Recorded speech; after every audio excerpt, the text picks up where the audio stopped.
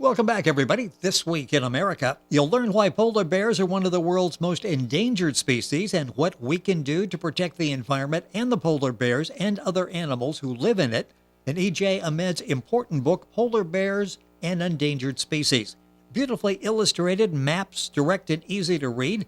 Ejaz lives in Sacramento with his wife and children. He works in the computer lab at Folsom Lake College. This is his first book. Ejaz Ahmed, author of Polar Bear and Endangered Species, our guest on today's This Week in America. Ejaz, welcome to the program. It's great to have you with us today. Yeah, thank you. So much to talk about. A fascinating book. It really brings home a very important problem, a problem that if we all work together, maybe we can have some success in reversing. Let's talk about in the background for the book. When did you first become interested in polar bears? It seems like a love affair that's been going on for quite some time.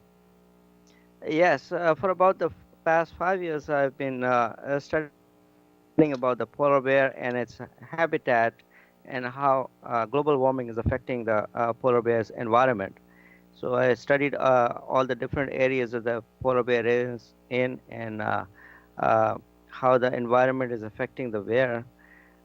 So I wrote down all the things that I could find on my research and compiled it into a book. I also added some uh, pictures related to the polar bear, and I talked about the polar bear size and habitat and in the environment it's in. And, uh, and the reason it's having a hard time is that the ice is melting. And because the ice is melting, the polar bear cannot sit and hunt because it's like to go up in the winter and sits on the ice. And the polar bear does not hibernate like other bears in the winter. So it has to actually continuously search for food even in the wintertime. And because it's becoming hard for it to find food in the winter because of the melting ice, it's and the survival of the species is at stake over here. So we Yeah, have and a big all of that problem is on in, this. yes, and you've got pictures, you've got maps, a great explanation of the polar bear and the problems faced. The book is called Polar Bear and Endangered Species.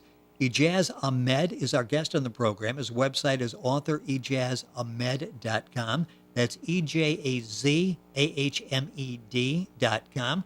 The book is available at bookventure.com as well in their bookstore. You can link on directly to Ejaz's website by going to our website, thisweekinamerica.us. Link on, get information there. Good information on the website, information on buying the book as well. Let's talk about some of the regions of the world where we find the polar bear. Where exactly will we find the polar bears? Uh, Polar bear is basically in the north. It's on the Arctic Sea area and also covers areas of Newfoundland and around the uh, what you call the sea. Yes, and all that we can see on the map in the book, Polar Bears Yeah, and Endangered Species. It goes by different names too, doesn't it? In some areas it's called sea bear, so it's a little bit different depending on the country. yeah. It's in the Beaufort Sea, the Chukchi Sea, Barents Sea, Kara Sea, Svalbard, Baffin Bay, Hudson Bay, and James Bay. Those are also popular areas for the polar bear gatherings and hunting grounds. Yeah, and because of that, these countries have a special interest in the survival, protection of the polar bear. Let's talk about how we can protect, because the polar bear is what's still hunted for in commercial trade purposes for body parts, isn't it? Yes, it is. Yeah, it's a big problem in the northern areas where commercial fleets go in and hunt the polar bear. Now, is that legal?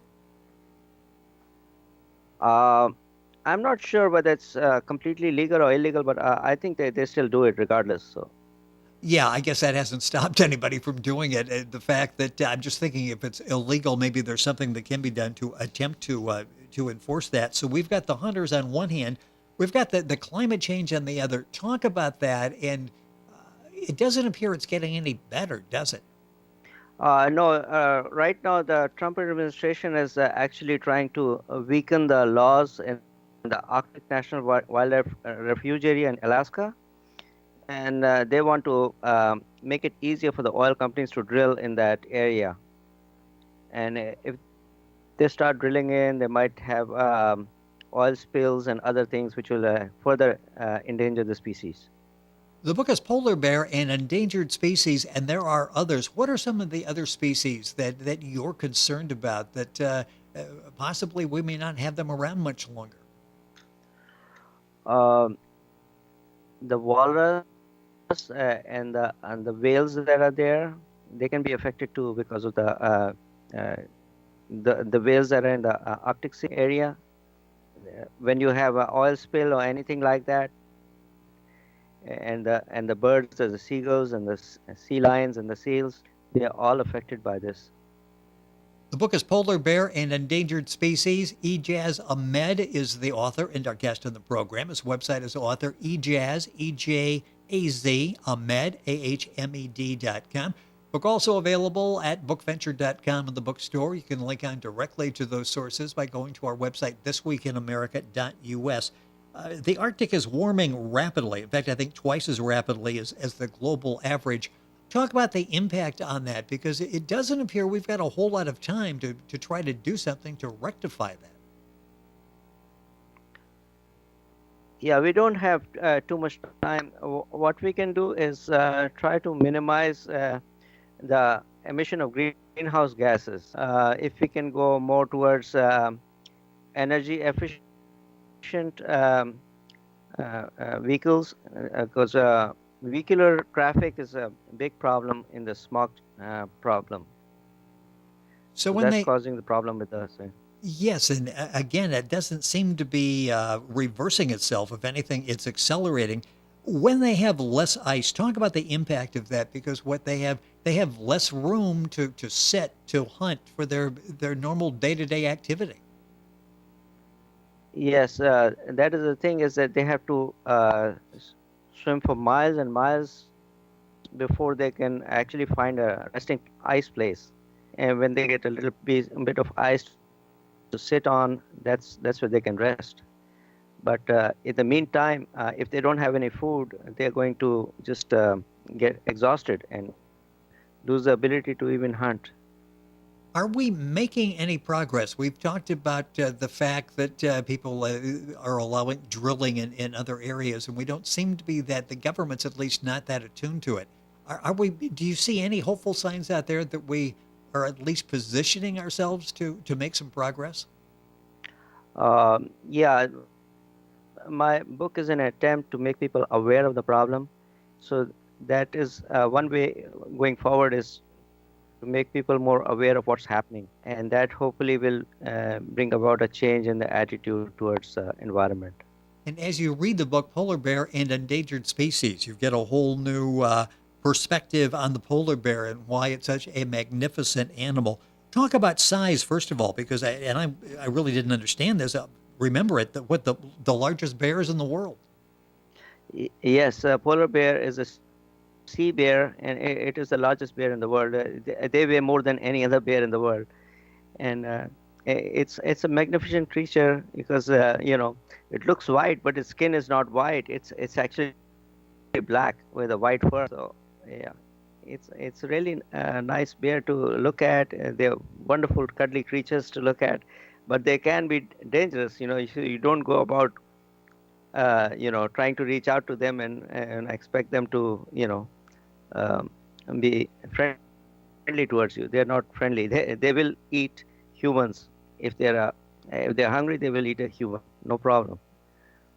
Talk about the reproduction of polar bears. How is that progressing, and the population of polar bears now? I mean, that's obviously the future. What's that look like?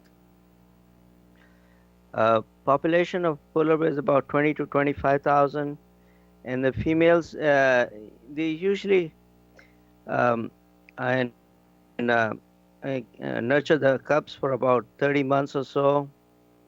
And most of the bears are born in like pairs, and they're deaf and blind for when they're born, weigh about 16 to 24 ounce. Yes, and pregnant females can survive for up to 8 months without food. That is amazing. How can they do that? Boy, it really is. Yeah. The statistics like But that. they usually have a weight of, Yes, go ahead. yeah, the females, they can reach a weight of 1,000 pounds. Normally, they have a weight of 600 pounds on average when they're not pregnant. But during pregnancy, they can weigh up to 1,000 pounds. And they have a gestational period of about 8 months. That information and much more in the book. It's a straightforward book. It's really easy to read. Polar Bear and Endangered Species. Ejaz Ahmed is our guest on the program, the author. His website is authorejazahmed.com. I'll break that down and spell it for you a couple minutes later in the program. Let's talk a little bit about their ability to adapt to the changing ecosystem. How readily can they adapt? They're trying in different ways. The polar bear can be cannibalistic. If it's very hungry, if it will eat a dead male polar bear or something, when they can. So that is one of the things. What kind of response are you getting to the book? And the book is very well researched, as I mentioned, gathering the information so we have an appreciation for the polar bear and an appreciation for the sad state of affairs, what they're going through. What kind of response have you gotten so far? It's and the response is a little mild, but I'm getting some orders, but not very many. So hopefully, I expect more people to look into it and buy it. Yeah, it's an important message, and the book again has all the information you need in there, starting with a map and going through the habitat, the feeding habits, reproduction, all of that we've talked about on the program today. Talk a little bit about the ecosystem that they need, that the other animals that you mentioned need. It's really fragile. Is it reversible? Are the problems we're causing reversible, do you think? Um, it can be reversible if the humans take active interest in protecting the environment. So that is one of the things that the U.S. and Canadian governments especially have to look out and promote. So at least on our part, we can, try to minimize the damage that has been caused.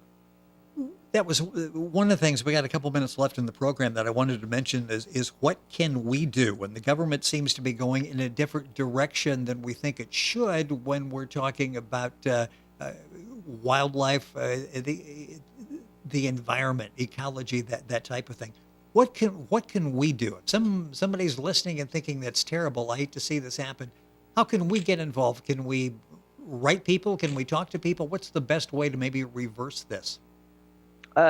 We can take a more active role in promoting our environmental consciousness by doing our little part, by consuming, less water, saving the water from getting damaged, uh, doing our part in, say, carpooling and do other things which are actively involved in promoting a more cleaner environment.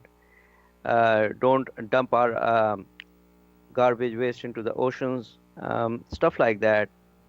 And there are other societies like the Greenpeace Society and other societies that are out there trying to promote a more environmental friendly, stance. So, and we have to write to our congressmen and legislatures so that they are able to provide legislation to help promote the preservation of the polar bear and the environment in there. So. Yeah, a couple minutes left here. I just got to ask, after all that we've talked and sort of the very realistic look at the problems that the polar bear and endangered species has ahead, are you optimistic at all? Yeah, optimism is always there, but hopefully in the future we can have better technologies to cope with the changing environment and what we can do to maybe help promote it. Right now, the technologies are not there to make changes to the environment which will support the polar bear. The book is Polar Bear and Endangered Species. The author is Ejaz Ahmed. His website is authorejazahmed.com. That's EJAZAHMED.com. Book available also at bookventure.com. You'll find it at Amazon. You can link on directly to Ejaz's website by going to our website, thisweekinamerica.us. It's an easy read. It'd be great for the family, great for the kids to have a chance to learn about what's happening to the polar bear, and you'll have a new admiration for the polar bear when you get done studying it. And the book is very straightforward. Again, easy to read. Got pictures, got maps. Everything is very self-explanatory as you're reading the book, Polar Bear and Endangered Species. Ejaz, a pleasure to have you on the program. I hope that your work continues, getting the message out there. Thank you for sharing it with us on the program today. Okay, thank you.